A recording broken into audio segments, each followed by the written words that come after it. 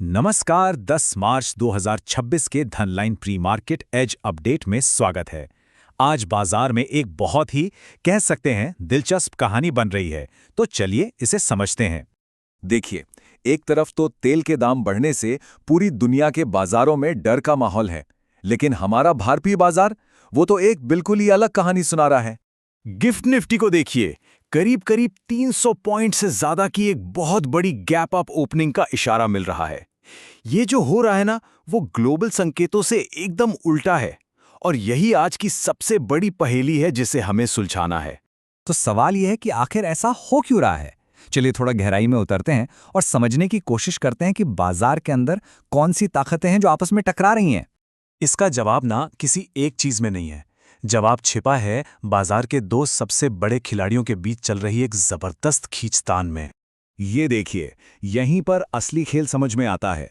जो विदेशी संस्थागत निवेशक हैं, यानी एफआईआईज, वो तो जोरदार बिकवाली कर रहे हैं, लेकिन हमारे घरेलू संस्थागत निवेशक मतलब डीआईआईज, वो उनसे भी ज्यादा ताकत से खरीदकर बाजार को संभाले हुए हैं। और हाँ, ये कोई एक दिन की बात बिल्कुल नहीं है। अकेले मार्च के महीने में ही एफआईआईज अब तक 28,000 करोड़ रुपए से ज्यादा की बिकवाली कर चुके हैं।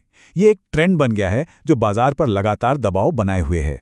अच्छा, अब थोड़ा और अंतर चलते हैं और ये देखते हैं कि ये जो एफआईआईज और डीआईआईज की लड़ाई है, वो कौन से सेक्टर्स में सबसे ज्यादा हो रही है, कहां कौन जीत रहा है और कहां कौन हार रहा है।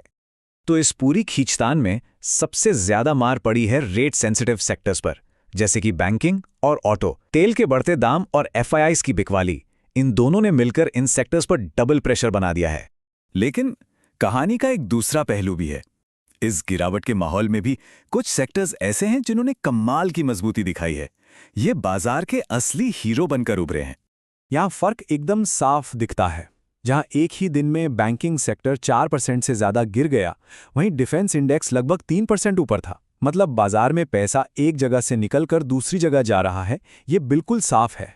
इस सारी उठापटक के बीच दो ऐसी थीम्स हैं जिन पर निवेशक अपना पूरा भरोसा दिखा रहे हैं। चलिए उन पर भी एक नजर डालते हैं। और हाँ, आगे बढ़ने से पहले एक छोटी सी पर जरूरी बात, ये सारी जानकारी सिर्फ शैक्षिक और सूचना के मकसद से है। इससे निवेश की सलाह बिल्कुल न समझें। तो हमारी पहली स्पॉटलाइट थीम है रिलायंस इंडस्ट्रीज। देखिए, इसका बिजनेस एनर्जी, रिटेल, टेलीकॉम सब में फैला हुआ है। इसी वजह से बाजार इसे तेल के झटकों के बीच एक सुरक्षित किले की तरह देख रहा है। हाल की गिरावट में भी ये मजबूती से खड़ा रहा है। और दूसरी थीम है डिफेंस। इसने तो पिछले एक साल में 60% से भी ज्यादा का रिटर्न दिया है। मेक इन इंडिया पॉलिसी, मजबूत ऑर्डर बुक और दुनिया भर में जो तनाव का माहौल है, ये सब मिलकर इस थीम को लगातार मजबूती दे रहे हैं।